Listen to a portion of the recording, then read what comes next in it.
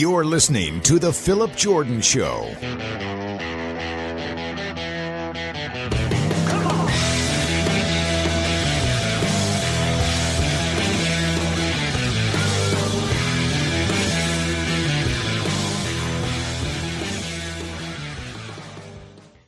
What's up, everybody? Welcome in to the Phillip Jordan Show. I am your host, Phillip Jordan, in studio host and producer of Dutch Sports Football on 96.9 The Legend.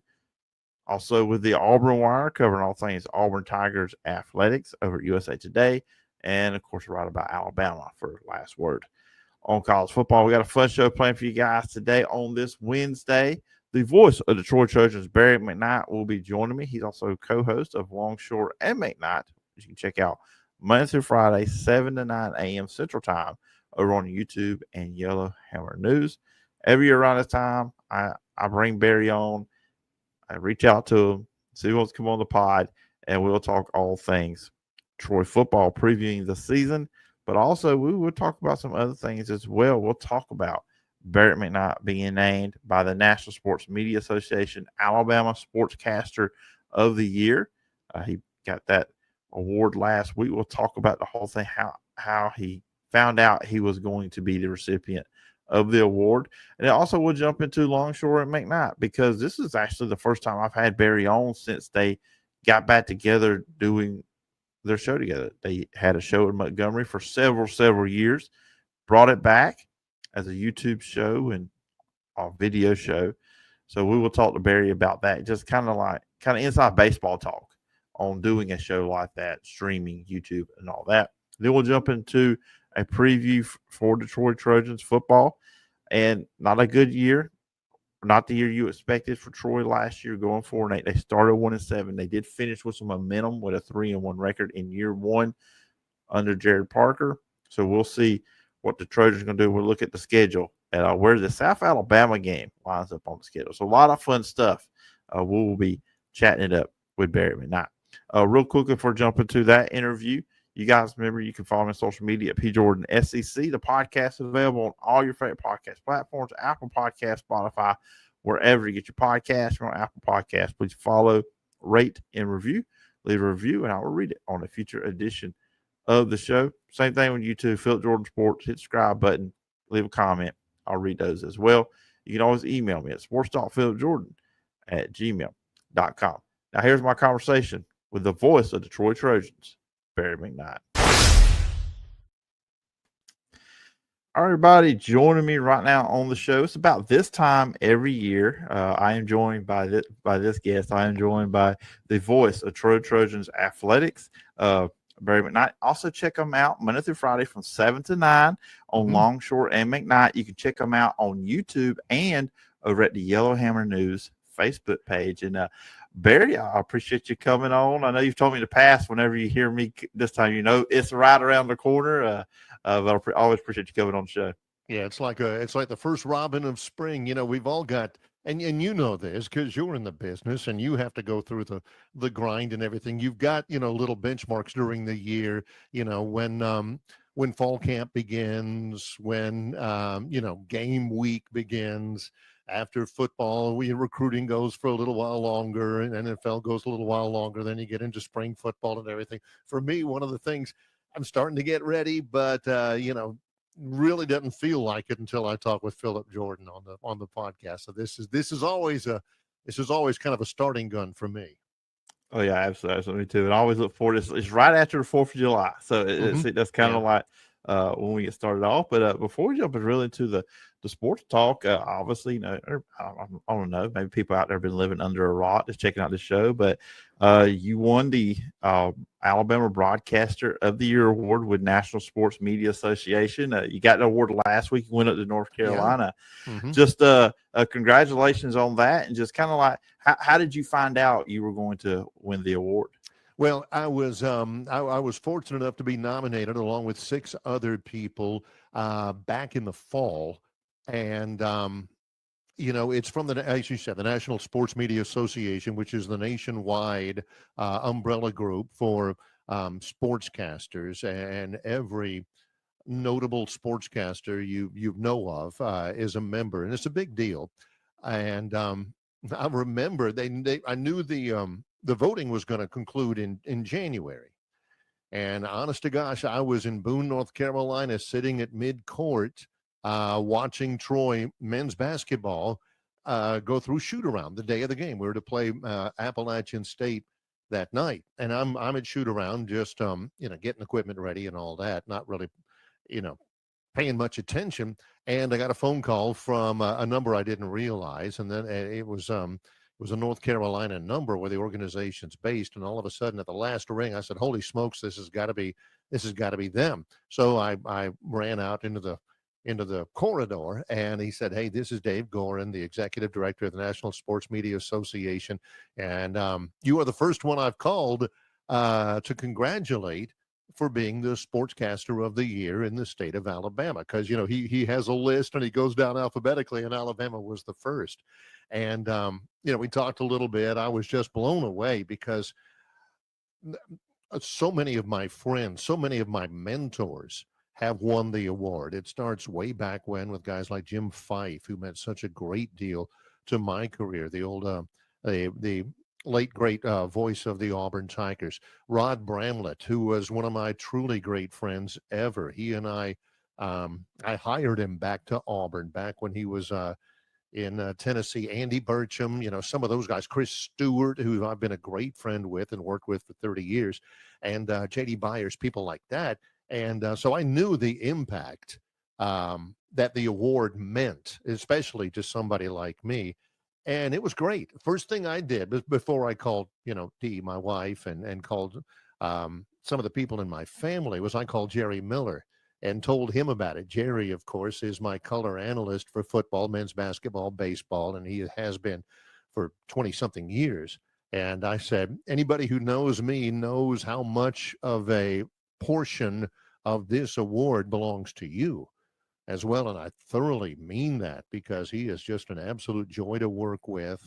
We vibe very well together, and I couldn't even think about even accepting an award like that without an homage to Jerry and what he has meant as well. So it was a pretty big deal. It was in January last week. Well, the last week of June was the actual banquet and the event, which was held at the Grand Dover Resort just outside of Greensboro, North Carolina. Dee and I went, and very, very glad to be around some great broadcasters. Mike Tirico, Ian Eagle was there, sat on the table next to me. Bob Kessling, the voice of the Tennessee Vols. So many great broadcasters, Neil Price, David Crane, and sports writers as well. It's a sports writer organization too. And they called my name, went across. Again, Alabama went first, and they had mentioned that I had been a contestant on Jeopardy. You and I have talked about that before. It's been a long time ago. And they mentioned that just as I'm shaking Mike Tirico's hand, he says, "Wow, you were on Jeopardy?" I said, "That's a true story, Mike." He said, "That's a great note." And afterwards, just the camaraderie and stuff. It was a memorable. I'll never forget it. It was a memorable night. Yeah, absolutely. Anyway, and you mentioned some of the names, and then of course, David Crane too with UAB. Yep. And obviously too, the past year, and it's kind of like we got on the thing here before I hit record. I had not even realized I hadn't had you on since you and John Longshore had got going again with the show. Of course, y'all had the radio show. Now you're on YouTube. And I'm always intrigued by that, like people that went from the traditional sports talk radio and then go into what you guys are doing. It's podcasting or streaming, YouTube, doing that kind of thing. What are like in a positive way? And I'm not saying take a negative look at radio, but just from a positive step, what are some of the things you feel like is the big differences between doing the two? Well, for those people who don't know, I do I've been doing the radio broadcast for Troy football for 23 years, and I've been in the business for 40 now. And men's basketball and baseball, I am a thorough believer in radio and the impact of radio. My old boss used to say, nothing communicates like the warmth of the human voice. But to be honest with you, this is where I did the radio show, my home studio here in my home in Troy. This is where I'm doing this with you, and every time that you and I have done it, except for one, has been from here. And this is where I do the YouTube show in the morning. It's Longshore and McKnight. You can go to YouTube and search us. Also, as you mentioned, Yellowhammer News on the Facebook page. The audio's on Spotify on demand and all of that. But the fun thing is that John and I worked together for 20-something years, and the conversation with him is always really easy. The difficulty is that you're always on camera. There would be many times when I would get up 30 minutes before the radio show, put a ball cap on, T-shirt and everything, and go. Now you gotta wear a nice shirt. You've gotta, brush your hair and all this kind of stuff. But it's also interesting because we have to be engaged with the guest. And I think that's something you do a good job with. You can't look around, you can't rummage around, you can't twiddle your thumbs, you can't, look at the ceiling or anything. You have got to be engaged with the person that you're talking to. Number one, because the audience can see you. And how do you expect them to be engaged if you don't look engaged as well? And number two, the guests can see you. You want to make him feel like in any interview, whether audio, video, or even in a face-to-face conversation, that what they're saying right now is the most important thing that you've got to spend your time on right now. It helps to make the guest more engaged in the interview. It helps to make him or her more comfortable. And it also oftentimes leads to, a little bit more of a, the circumstances lend themselves better, I think, to a good interview, because I could often imagine back in the radio show that, the guest sometimes would have the phone to his ear and he'd be looking at the ceiling or, and so, he's got to stay engaged too, because he or she is on camera as well. So other than that, the structure is relatively the same. The content's relatively the same. We ask the same questions. Every once in a while, there will be an offhand comment about, the background. I was noticing over your shoulder beforehand, you got the Troy helmet there right over your right shoulder, but you've also got the Auburn, the Alabama, let's see, the Green Bay, the Georgia, all that kind of stuff as well. You make comments about that. It's a little bit more regimented than radio, because you got to sit up straight, you got to look engaged, and all that. But it also is surprisingly a lot more casual than I thought it was going to be. Because, another good aspect of John and I making the move to this format is that he's done a lot of television for WAKA, CBS 8 in Montgomery, and I've done a boatload of television, so I'm comfortable being on camera. So is he. But I do see some podcasts, and you can probably name a few if you had a desire to, of people who just don't look comfortable on camera. And that you're wondering whether they're breathing or whether they're relaxed at all. So there are some differences, to be sure. Trust me, I'm still getting used to it, because I was kind of like, when the whole video thing started, because it's really around COVID when video was really starting to become a bigger thing with Zoom and now StreamYard with what they do. And I wanted to be hard headed. I liked when I was doing over the phone interviews with people, right? But and look, my background, if everybody watching this can't tell who my favorite pro football team is, I'm just sorry. There's 2 Packer helmets back there. There's both of them. Notice that too. Yeah. But and you've done dozens and dozens and hundreds of these things right now. And it's like any other aspect of this business. You're always evolving. You're always getting better. You're always improving if you're doing it right. But it's been for us. It's been for me and John. Actually, we've been a little bit ahead of the curve, according to as opposed to my expectations for the program, because above all, we look relaxed. We look like we're kind of in control. We look like we're having a good time. And believe me, on this format, that's about 80% of it right there. And something I've always done, because I did a Saturday morning radio show a few Mhm. years ago at a different station in Dothan. Right. And it's an hour, so you kind of 3 segments. You got to get in, you got to get out of the segments. You got to remember to remind your audience who you're talking to and what they're listening to. But I will say this with this format, like get your thoughts when you have a guest on. I feel like you can flesh out a conversation a lot better than you might could if you only have a guy for 10, 15 minutes and then you got to get them out because of the break and all that other stuff. Like, I just feel like with podcasts and this, when you're, just you can kind of go as long as you want to. You can kind of flesh out a conversation a little bit better. That's a good point, and I should have brought that up because you're exactly right. It's more free flowing. Mm-hmm. Because, I mean, you know what it's like. I'm not telling you anything new. When you're on radio and you've got a guest and you've got them for 12 minutes and you're looking at the clock thinking, I got 3 now. And then we got, all right, what do I have to do before the break? Do I have to let everybody know what they're listening to, who the guest is before I go to break? How long's the break? 2 minutes, 2.5, 3. So it is a lot more free flowing. That's another aspect of it as well. If it ends up being a fabulous guest who is, making a lot of great points or telling a story, you can let him go, and it doesn't really, you don't have what we call in the business a hard break. You can just let him or her go, and it does flow, or has the opportunity to flow a lot better than in the other format. You're right about that.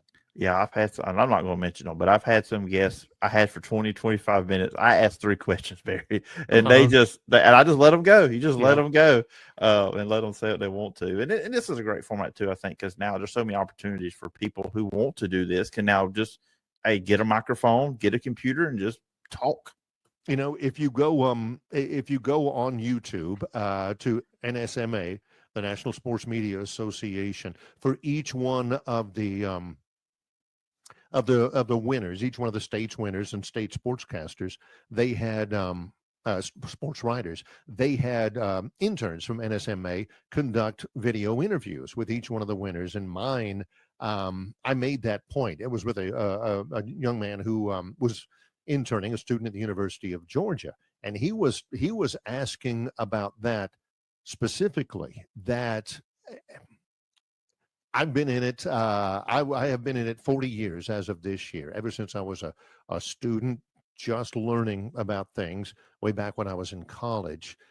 And he was asking about, what about the future of the business of sportscasting, of what you do? And my answer was exactly what you're talking about. If I'm a young, and Mike Tirico mentioned this in his speech at the banquet.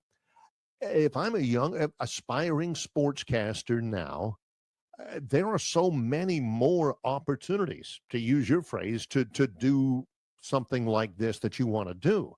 In the past, whenever I was getting up, you had to get a job at a radio station. You had to likely volunteer a lot of your time at a radio station, do an internship at a television station, just get your foot in the door. Now you can spend a little bit of money on equipment, get the proper streaming software, and flesh out some graphics, and you can do it. And for a lot of them, they're not polished, they're not anywhere close to being finished products, but it's like anything else in this business. The more you do it, the better you're going to get. The key, I always think, to becoming a better sportscaster is get the work. Don't turn down anything. Do the work as much as you can, critique your work, and do some more work. And this format does give people a lot more of an opportunity to get out there, give it a shot, find their voice, find what works for them, and keep tweaking and keep evolving and keep improving. Yeah, absolutely. Absolutely. Stayed a little bit longer than I probably thought, but it's good stuff. Good stuff for everybody out there listening to this. The Troy football season coming up. Yeah. Obviously, last season did not go the way a lot of Troy fans, the coaching staff, good and well, everybody knows good and well they didn't want to go 4-8, start 1-7, but they did show some good things. I think the last 4 weeks of the season, going 3-1.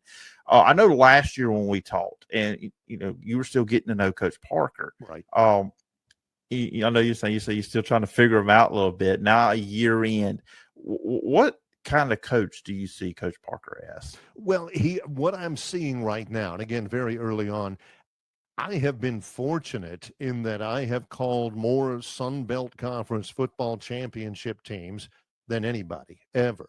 Troy's won 8. including 2 in the last 3 years. So I flatter myself to think that I have an idea what championship coaching looks like, from Larry Blakeney to Neil Brown to John Sumrall. I see some constancy in championship coaching. And that's exactly what I see from Jared Parker.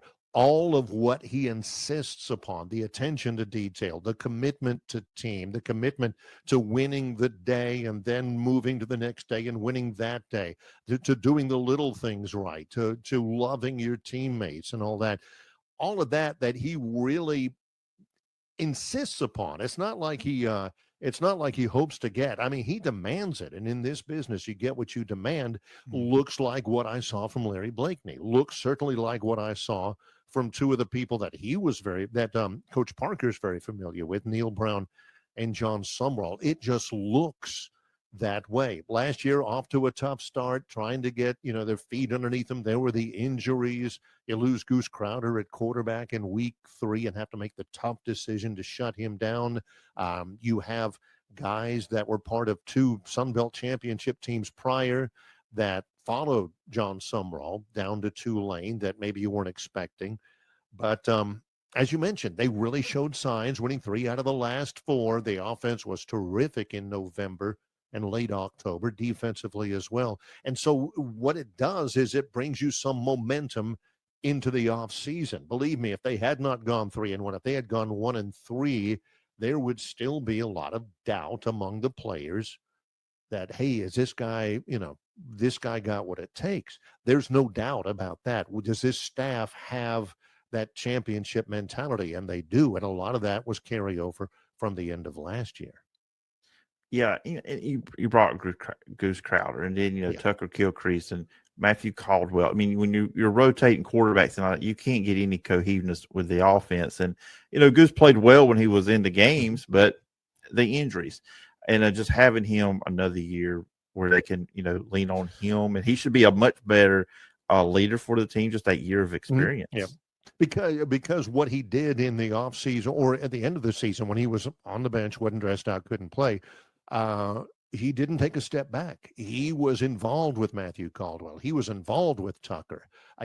Anything he could do to help them. He was active as a leader of that team, even though he was not dressed out on game day. I think that goes a long way towards building not only the culture of the team, but building the belief of the team that this is the leader. This is the bell cow. This is the guy we need to rally behind. I also think it really kind of set him back last year, the injury, because remember, Sean Reagan, the offensive coordinator, had been his coordinator at West Virginia his freshman year. Goose was there with Sumrall, and then after a year in the Troy program, here comes Sean Reagan, and you knew that there was that rapport that they had established up in Morgantown, and I really thought that helped Goose take a major step forward heading into the season, and it was just a shame that he had gotten hurt in September when he did. Yeah, of course, and this is not a Troy problem. This is everybody problem with the transfer portal, losing players. They lose, Damian Taylor, they lose Devontae Ross, but they got a good running back coming in, and Trey Cooley, who's played at Louisville and Georgia Tech, very experienced. Jordan Lovett, I remember we talked about him last year that some of the defensive players talked about what it was like trying to tackle him as a running back. So, yes, you lose Taylor, but they've got some interesting pieces there to fill in his shoes. They do. The skill positions, don't feel skittish about the skill positions at Troy. Not only Trey Cooley, who's about he was built a little bit larger than Kimani Vidal. He's about 5'10", not as stout as Kimani, but a tough runner, an experienced runner. And Lovett is lightning. I mean, he is 5'10", 195, 200. He can go. He is very dynamic, catches passes really well. And there's a couple of other guys as well. Jarvis Williams could be a big factor. They've got a big back named Beasley out of Bethune-Cookman that they really like with some experience. And as the wideouts, sure, you lose Devontae Ross, who had one of the great individual wideout seasons that you ever have seen at Troy, but you've got a guy like Peyton Higgins coming back. You've got the tight end, Ethan Connor's going to be healthy. and they really love him. They've loved him for a couple of years if he can stay on the field. Ra Thomas, the transfer from Georgia, they like him. There's some things to like in that wide receiver room, all the skill positions. I know that Troy lost a lot, but there's a lot there that I think are poised to show out this fall. Yeah, if you see any preseason magazine, I mean, Ethan Connor is all Sun Belt, and you read the magazines and just kind of the stuff on him coming in this year. He's being looked at as an NFL tight end, too, because that's the prototype, right? That's what the NFL wants. The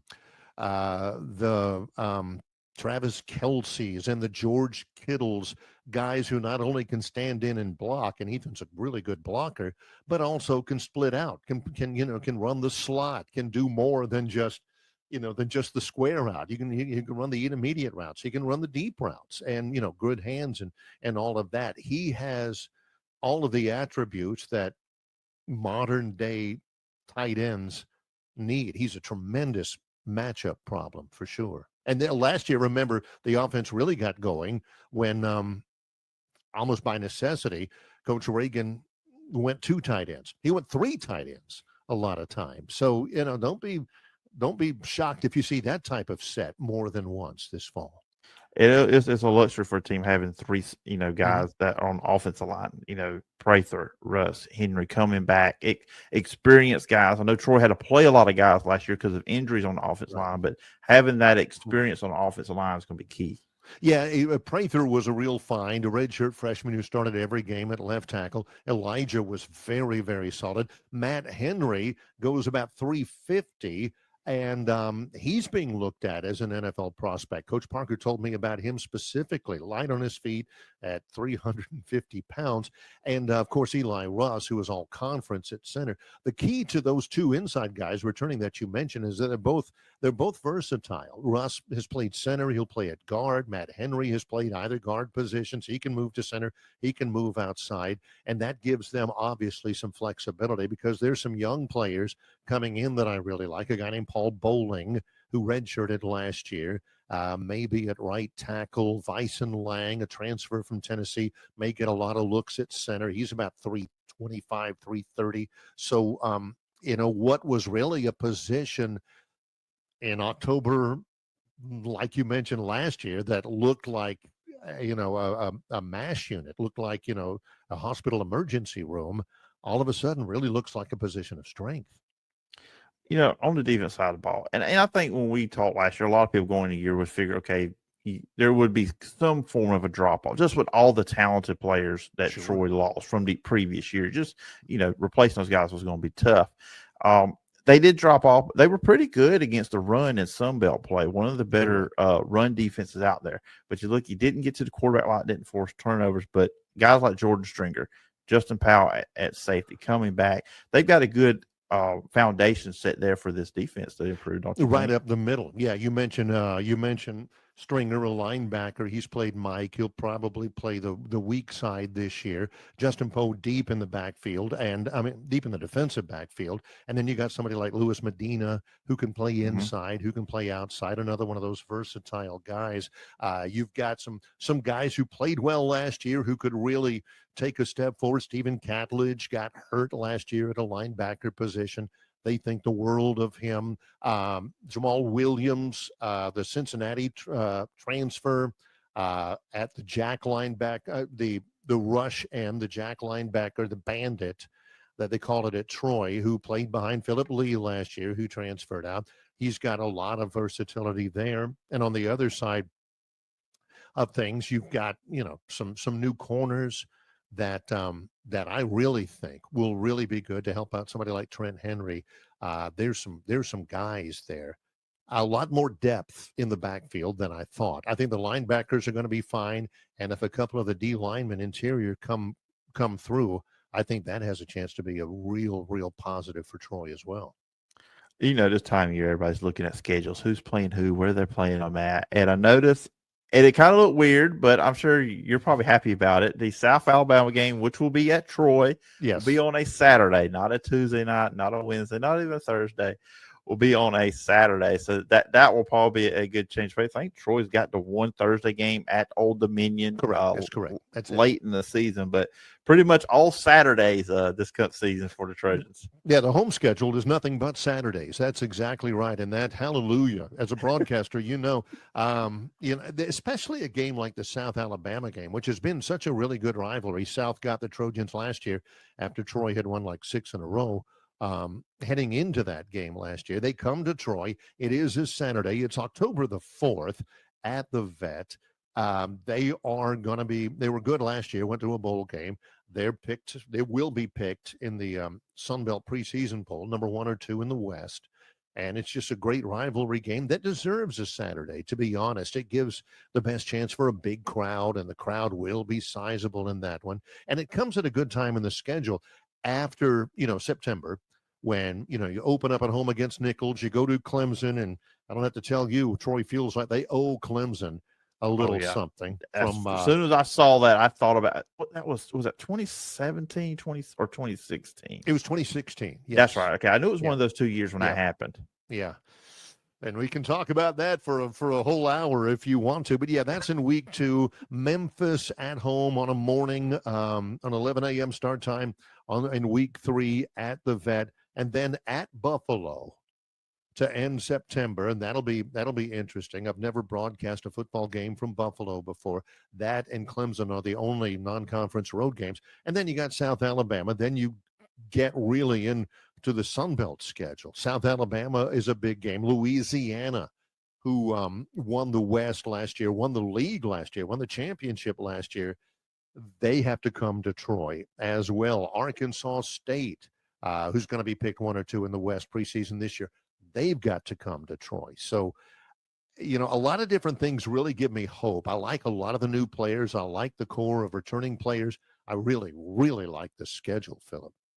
Yeah, it is a good schedule. Yeah, I meant to bring it at Buffalo. I was kind of wondering, has there ever been a chance you've been that way? And the Clemson game. And they play LSU to open. So, Clemson does. So, yeah.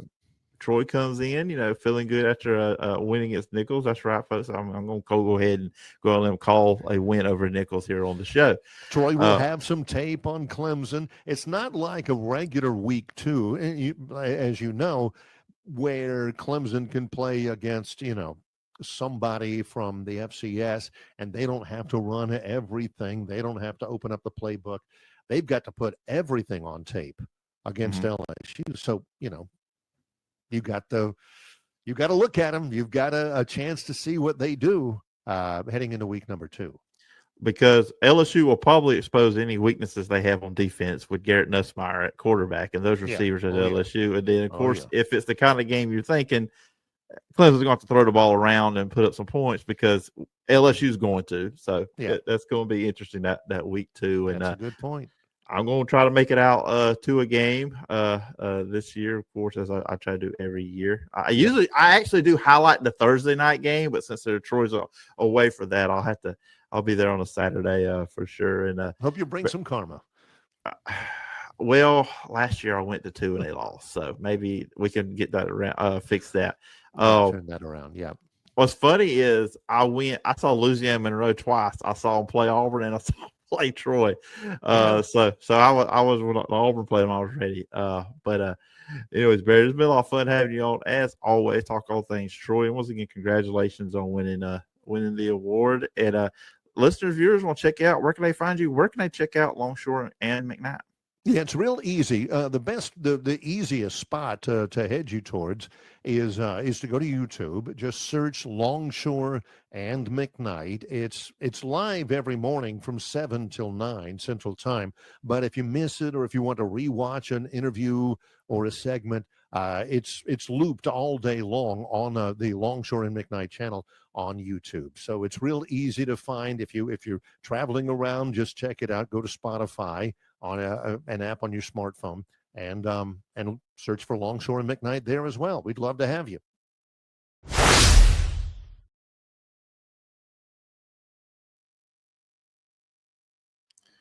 All right. And once again, thanks to Barry McKnight for joining me on this edition of the Philip Jordan Show. We're going to be back later on in the week. May do a live podcast Thursday at 12:15, about 20 minutes or so. Matt Stahl covers Alabama for AL.com will be joining me. And we'll be talking all things Alabama football going into the year, get his thoughts. Media days coming next week as well. So Alabama's been really doing great in recruiting right now. Give Coach DeBoer all the credit there on that. So we'll be talking Alabama. And you never know when I'm going to pop in a solo pod to talk about some recruiting, some just news going on.